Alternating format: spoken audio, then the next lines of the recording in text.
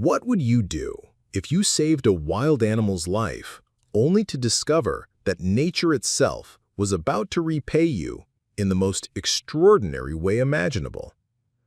This is the story of how one veteran's split-second decision in the Florida Everglades led to an encounter so incredible it defies everything we thought we knew about the bond between humans and the wild. The morning mist hung like ghostly curtains over the cypress swamps as Jake Thompson stepped onto the weathered wooden deck of his secluded cabin. The smell of sawgrass and stagnant water filled his nostrils, a scent that had become as familiar as breathing during his 2 years of self-imposed isolation in this remote corner of the Everglades. The purple sky was just beginning to blush with the first hints of dawn, casting long shadows across the maze of waterways that stretched endlessly in every direction. Jake's calloused hands wrapped around his steaming coffee mug, the ceramic warm against skin that bore the permanent tan of someone who had chosen the unforgiving Florida sun over the fluorescent lights of civilization.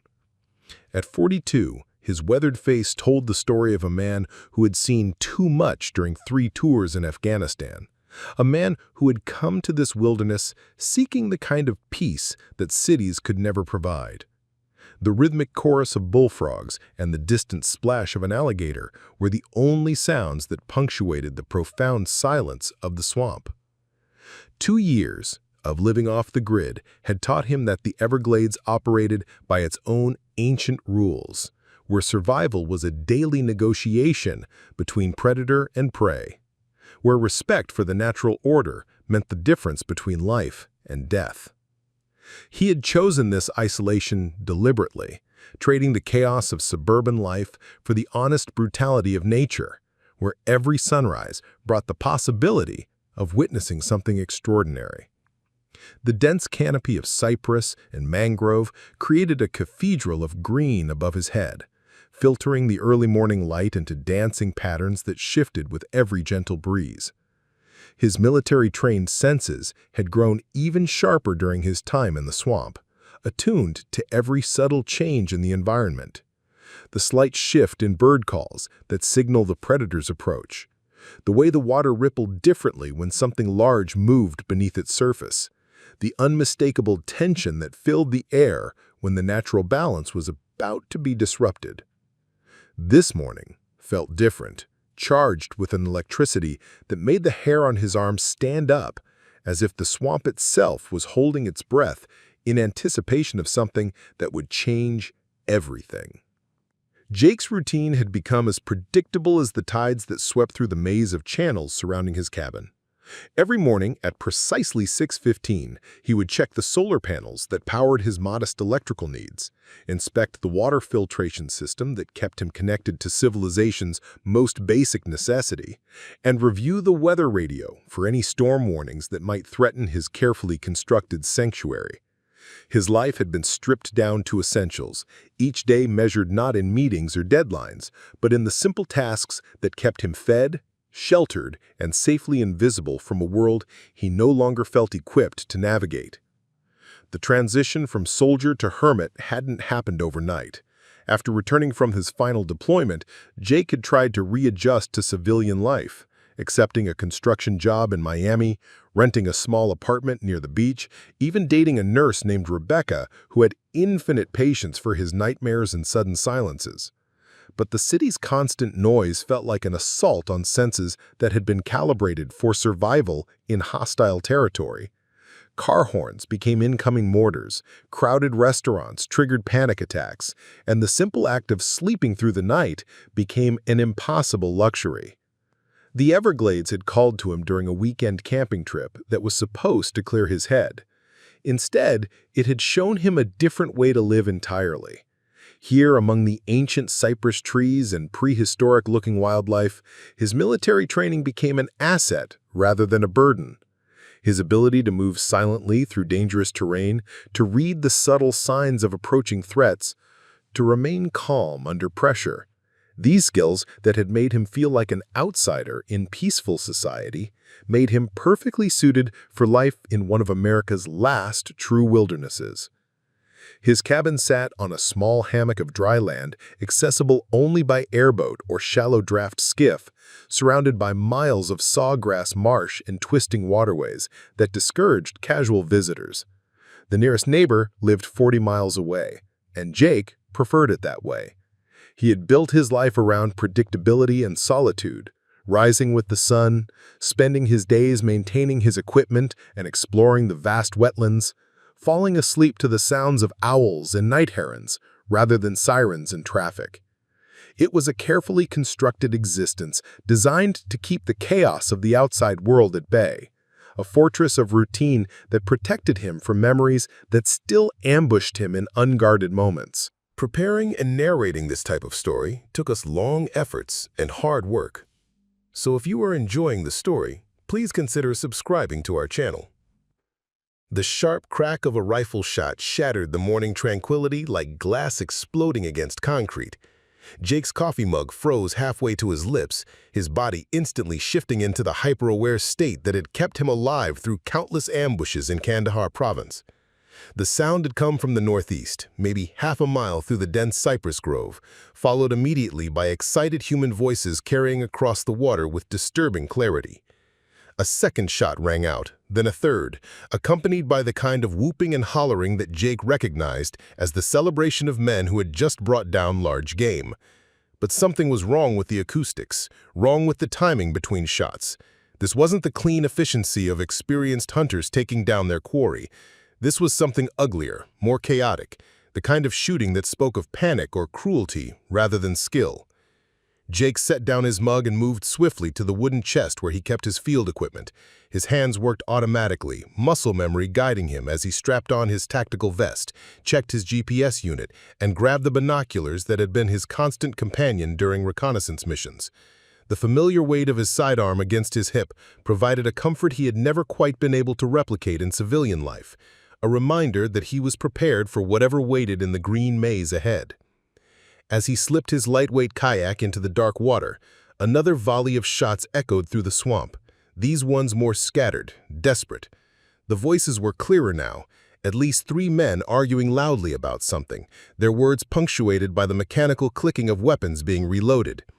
Jake's paddle cut silently through the water as he navigated toward the disturbance, using techniques learned during night raids in hostile territory to approach unseen and unheard.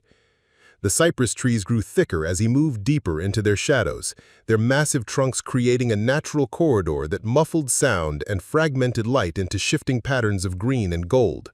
Spanish moss hung like tattered curtains from the branches overhead, brushing against his shoulders as he guided his kayak through increasingly narrow channels.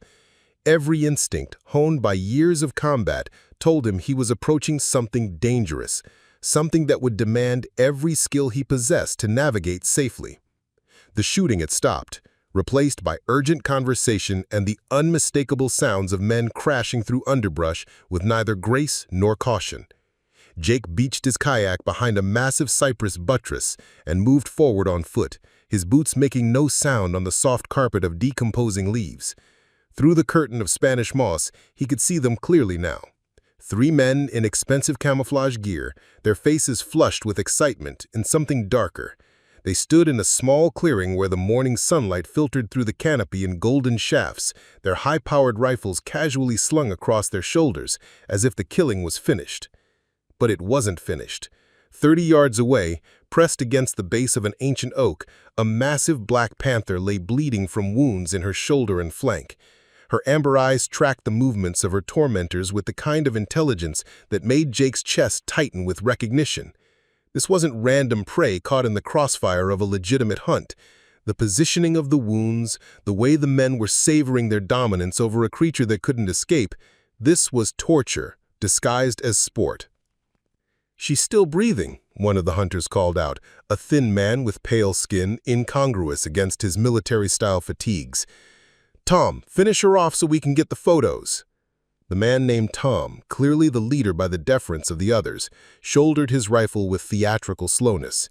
"No rush, boys. She's not going anywhere. Let's make sure we get this on video first. My clients pay extra for the authentic experience." Jake's hands clenched into fists as the full picture crystallized. These weren't hunters at all. They were poachers, running some kind of twisted safari operation offering wealthy clients the chance to kill endangered apex predators in America's protected wilderness. The Panther's labored breathing and the way she tried repeatedly to rise despite her injuries spoke of a will to survive that these men were systematically destroying for profit. Every moral instinct Jake possessed screamed at him to intervene, but 20 years of military training demanded a tactical assessment first. 3 armed men with high-powered weapons, positioned in open ground with clear sightlines in multiple directions. His sidearm would be useless at this range, and any direct confrontation would likely end with both him and the Panther dead. But walking away meant becoming complicit in an act of cruelty that violated everything he had sworn to protect during his years of service. The Panther's eyes found him through the undergrowth, and in that moment, Jake saw something that made his decision inevitable. Jake retreated silently to his kayak and retrieved the military-grade flare gun he kept for emergencies, along with a small waterproof bag containing his combat medic supplies. His mind worked with the cold efficiency that had earned him commendations in Afghanistan, calculating angles of approach and timing the movements of the 3 poachers who remained focused on their dying trophy. The Panther had managed to drag herself a few feet closer to the water's edge, her breathing shallow but determined. Moving in a wide arc through the cypress grove, Jake positioned himself between the poachers and their escape route to what he assumed was their airboat. The sound of an approaching helicopter in the distance suggested these men had serious resources behind their operation, which meant his window for action was rapidly closing. He loaded the flare gun with a phosphorus round designed to create maximum confusion and chaos. The flare exploded 30 yards behind the poachers in a shower of brilliant white sparks and acrid smoke. The men spun around in panic, their expensive equipment suddenly useless in the blinding haze, as Jake's voice boomed through the swamp with the authority of someone accustomed to being obeyed under fire. "Federal wildlife officers, drop your weapons and put your hands where we can see them. You're surrounded." The deception worked perfectly for the first crucial seconds. Tom shouted confused orders to his companions while they fumbled with their rifles, unable to determine the direction of the threat through the thick smoke. Jake used their disorientation to close the distance, moving through the underbrush with the fluid silence of a predator stalking prey. By the time the smoke began to clear, he had reached the Panther's position. Up close, the magnificent animal was even more heartbreaking. Her fur was matted with blood from at least 3 bullet wounds, but her eyes remained alert and focused on Jake's face with an intelligence that seemed almost human. She made no attempt to attack as he knelt beside her, perhaps recognizing that his intentions were different from those of her tormentors, or perhaps simply too weak to mount any defense. "Easy, girl," Jake whispered, his combat medic training taking over as he quickly assessed her injuries. "I'm going to get you out of this." The Panther's response was a soft rumble that sounded almost like acknowledgement, her massive head resting against the soft earth as Jake began applying pressure bandages to her most serious wounds. The sound of the approaching helicopter grew louder, its rotors beating against the humid air like mechanical thunder. Jake realized with growing urgency that these poachers had backup coming, probably more armed men who wouldn't be fooled by flare guns and empty threats. The Panther weighed at least 140 pounds, far too heavy for him to carry any significant distance, and her injuries made any movement potentially fatal. "Where the hell are these federal agents?" Tom's voice cut through the dissipating smoke, his initial panic giving way to suspicious anger. "I don't see any badges, any vehicles. Jerry, check the perimeter." Jake's mind raced through tactical options as he continued working on the Panther's wounds. The bleeding from her shoulder had slowed under pressure, but the wound in her flank was deeper, possibly nicking vital organs. She needed immediate veterinarian care that was hours away even under the best circumstances. His field medic supplies were designed for human casualties, not 140-pound wildcats with completely different anatomical structures. The helicopter was circling now, its pilot apparently unable to land in the dense cypress grove, but clearly communicating with the men on the ground through radio contact. Jake caught fragments of conversation that confirmed his worst fears. This was a coordinated operation with multiple participants and significant financial backing. These weren't amateur poachers, they were professionals running an illegal hunting enterprise that probably stretched across multiple states. "Tom, the pilot says there's only one boat down here," Jerry called out, his voice carrying clearly through the morning air. "If there were federal agents, where's their backup?" Jake felt the Panther's muscles tense beneath his hands as the sound of boots crashing through the underbrush grew closer. Her amber eyes tracked the approaching threat with the focused intensity of a predator preparing for one final fight, despite wounds that should have left her unconscious.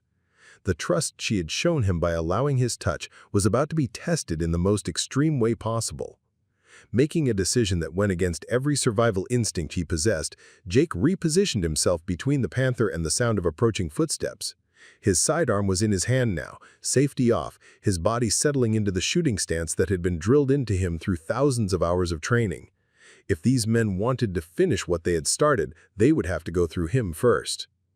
The first poacher to emerge from the smoke-filled underbrush stopped dead when he saw Jake crouched protectively over the wounded Panther, his weapon trained steadily on the intruder's center mass. Jerry's face went white as he took in the sight of a man who clearly knew how to use the pistol in his hands, someone whose tactical positioning and unwavering aim spoke of professional military training rather than civilian bravado. "Back off," Jake's voice carried the quiet authority of someone who had delivered ultimatums in life-or-death situations before. "This animal is under federal protection, and you're looking at serious prison time for what you've already done." The standoff stretched across several heartbeats before Tom's voice called out from behind a massive cypress trunk. "Jerry, what's the situation out there?" "There's just one guy, but he's got the cat." Jake used the momentary hesitation to press emergency gauze deeper into the Panther's flank wound, feeling her massive body shudder with each labored breath. Her condition was deteriorating rapidly despite his efforts, and he knew that even if he managed to drive off the poachers, she might not survive long enough for proper medical attention. The irony wasn't lost on him. He had found something worth protecting just in time to watch it slip away. The helicopter's engine note changed as it moved to a landing area somewhere beyond the tree line, probably dropping off additional personnel who would soon converge on their position. Jake's tactical assessment grew grimmer by the minute.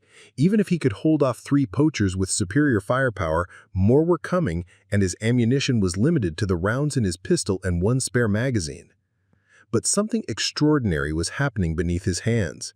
Despite her critical injuries, the Panther was making a sound he had never heard before. Not the aggressive snarl of a cornered predator, but something softer, almost conversational. Her massive head turned to look directly at him, those amber eyes holding an intelligence that seemed to be trying to communicate something urgent. Then he heard it, rustling in the dense undergrowth from 2 different directions, movement too coordinated to be coincidental. The Panther's mate and their nearly full-grown offspring had arrived, drawn by her distress calls that carried frequencies beyond human hearing. Their amber eyes blazed with an intelligence and fury that transformed the entire dynamic of the confrontation in an instant. Jerry's rifle clattered to the ground as he stumbled backward, his face draining of all color as he found himself facing 3 apex predators instead of 1 dying animal. The healthy male panther was enormous, easily 160 pounds of pure muscle and predatory focus, his lips drawn back to reveal ivory fangs designed to crush bone. His younger companion, sleek and deadly despite being barely 2 years old, had positioned herself to cut off any retreat toward the helicopter landing zone. "Jesus Christ, Tom!" Jerry's voice cracked with panic as he realized the tables had turned completely. "There's 3 of them now!" The male panther's rumbling growl filled the morning air with a sound that seemed to vibrate through the very ground beneath their feet. Jake had never heard anything like it, not the roar of a big cat in a zoo, but the promise of violence from a creature that had never known captivity or fear. The younger female added her own voice to the chorus, a higher-pitched but equally menacing sound that spoke of youth eager to prove itself in battle. Tom emerged from behind his cypress trunk with his rifle raised, but his hands were shaking visibly as he tried to acquire a target among the shifting shadows and dappled sunlight. The male panther was moving now, not charging, but stalking with the patient confidence of an apex predator that knew the outcome was inevitable. Each step brought him closer to the men who had wounded his mate, his massive paws making no sound on the forest floor. Jake felt the wounded female's breathing stabilize slightly beneath his hands, as if the arrival of her family had given her strength to hold on. She made another soft sound, and both healthy panthers turned their attention briefly to Jake, their intelligent eyes seeming to assess his role in this deadly tableau. What happened next defied every assumption about wild animal behavior, creating a moment that would be burned into Jake's memory forever. The male panther did something that shattered every wildlife documentary Jake had ever seen. Instead of attacking the poachers, he positioned himself directly beside Jake, his massive shoulder touching the veteran's arm in what could only be described as an alliance. The younger female mirrored her father's behavior, creating a defensive triangle around the wounded matriarch that included the human who had risked everything to save her. Tom's rifle wavered as he tried to process what he was witnessing. 3 panthers and a man united against a common enemy, their body language speaking a universal language of protection that transcended species boundaries. The helicopter pilot's frantic radio calls about multiple large cats and abort mission crackled through the morning air as the sound of rotors began to retreat into the distance. "This is impossible," Tom whispered, his weapon slowly lowering as the reality of his situation became undeniable. He was facing not just dangerous wildlife, but a coordinated force that included a trained soldier who had already proven his tactical superiority. The standoff ended when Jerry broke first, turning and crashing through the underbrush toward their abandoned airboat. Tom and the third poacher followed moments later, their expensive hunting expedition dissolving into panicked retreat.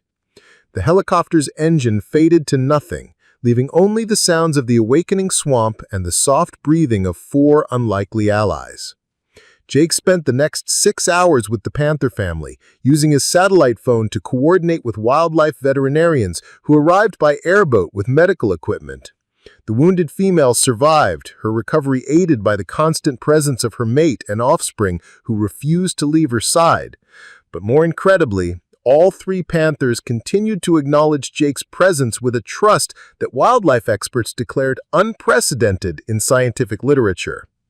What would you do if nature itself chose you as an ally? Share your thoughts in the comments below and subscribe to witness more incredible true stories that prove the bonds between species run deeper than we ever imagined. The wilderness is full of miracles waiting to be discovered.